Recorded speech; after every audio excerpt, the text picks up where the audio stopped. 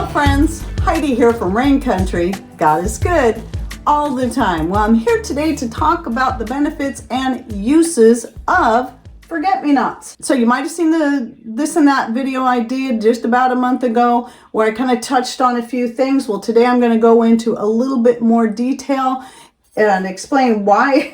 I've had it growing in my garden for a few years, and I kept meaning to look more heavily into it, make sure it was edible, and then find out what the health benefits are. Now, what I will say is I had to do a lot more deeper searching than I do with most other herbs and flowers and more to find all the benefits, and maybe I still haven't covered it all. I just kind of get the impression it isn't as heavily researched as certain other herbs, but I did finally come across quite a bit of great information. As I always do, it is about compiling information from many different types of sites, whether they be science-based sites, medical-based sites, sometimes the NIH when I can find great information there, and natural-based sites, and so much more. So the first thing I do want to say is that even though your forget-me-nots are edible and they do have medicinal value to them, because they're in the borage family, and borage is also edible, and I add it to my salads every year, just know that the plants like that in the borage family are high in pyrrolizidine alkaloids, which in high quantities can have a detrimental effect on the body. So just know that. When it comes to anything, especially any new herb you're adding, you should always start small and learn about it more as you go. You should never be overdosing on anything, because too much of anything is not always a good thing, no matter how good and beneficial that herb may be. So the parts that are used are the flowers, the stems, and the leaves. Here was one of the things I couldn't find a whole lot about the nutrients, but they do have vitamin C. They're loaded in great healing alkaloids and flavonoids, including quercetin, which is a flavonoid. And you guys have probably heard about quercetin, and it's in a lot of things. And one thing to know about quercetin, by the way, I'll just throw this out there, is that when you combine anything that's high in quercetin with turmeric, the quercetin alone, you don't have to have black pepper to make the turmeric more bioavailable. Just eating it with anything high in quercetin, peppers, red onions, capers, lovage, and so much more. Yeah, you can combine turmeric with your forget-me-nots, and that would help make the curcumin in the turmeric more bioavailable. So let's get to the benefit. Forget-me-nots are anti-inflammatory, antioxidant, which would mean anything that's got a lot of antioxidants in it is also going to help prevent and fight cancers of various kinds. It is neuroprotective, which means it's really good for brain health and even can help boost your memory. It is good for your eye health in general, but also helpful at healing eye infections. It is great for your respiratory health, for bronchitis, as a cough suppressant, and even an expectorant, and also for sore throat. So this would be something you could put into your syrup, such as maybe your elderberry syrup or whatever it is that you're making to help with coughs, colds, and flus. It is also antiviral, antibacterial. It is a natural diuretic. It's very healthy for your skin, your hair, and your nails. And that would be taken internally, like in the form of a tea, but also using it in salves, creams, and more to apply topically. So I bet you could even make either a vinegar rinse out of your flowers, like I do with all kinds of different herbs and flowers around here that I make to use in my hair. In fact, a lot of times I only wash my hair with my homemade vinegar, just like I did today. And I am always using some kind of herbal vinegar when I do that. So I might even try a forget-me-not vinegar next, and then use that on my hair.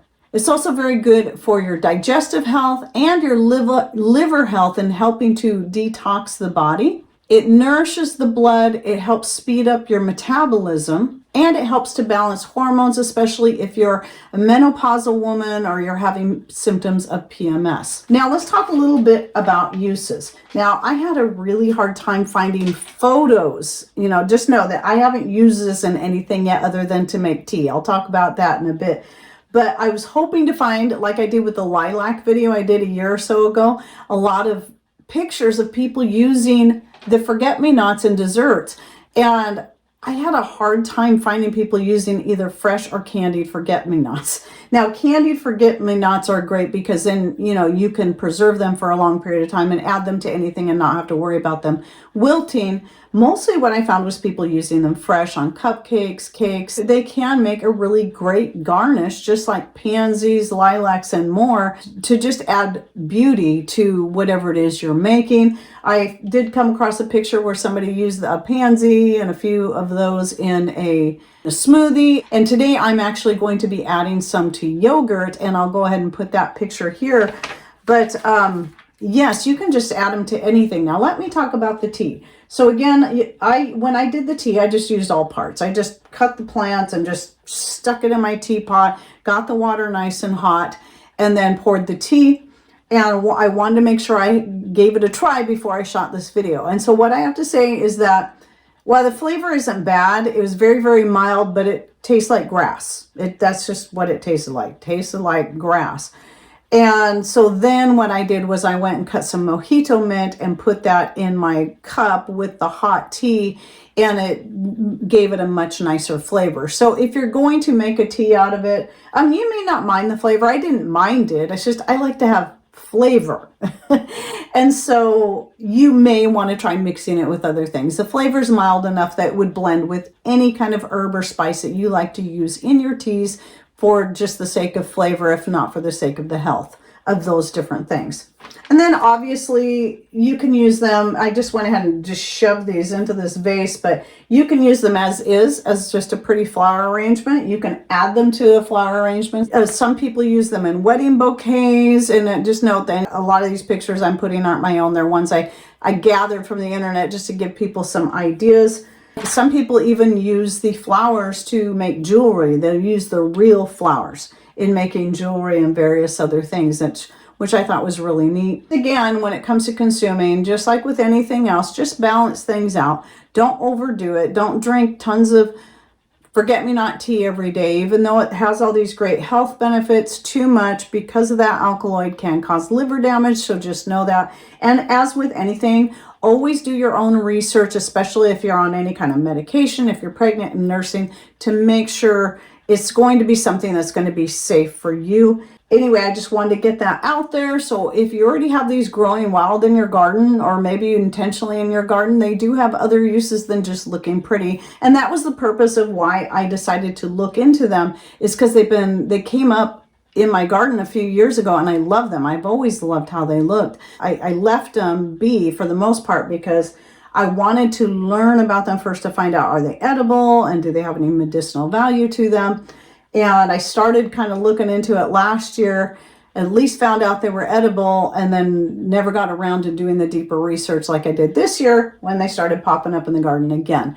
And so now most certainly I will be leaving them, but just know they can be invasive, but they are easy enough to pull up and keep maintained into an area, which is what I've got out here. And I am very happy that I have them. I love how they look. And again, I'm going to go ahead and try making some vinegar out of them just to see. I'm curious to see if the vinegar is going to turn a bluish color. That would be interesting. But it would definitely be something I would use to wash my hair with, which is typically what I do with any of my floral vinegars. I make them for washing my hair with, or even to use as a hair rinse. So that's what I did today. I washed my hair with one of my herbal vinegars that I made. So I hope you enjoyed this video, and now you know a little bit about forget-me-nots and that they do have some medicinal value. If you want to keep them growing in the garden, just go right ahead and do that.